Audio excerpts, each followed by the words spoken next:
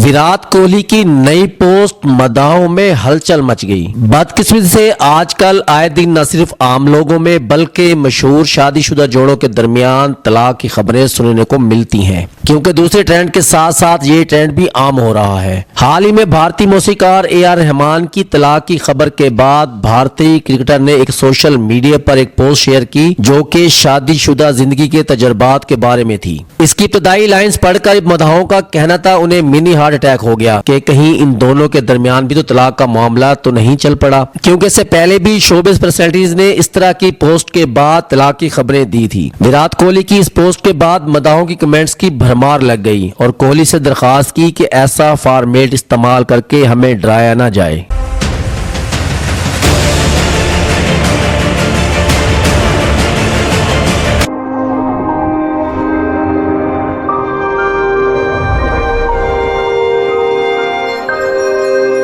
अपना बकर, क्योंकि ये अपना है।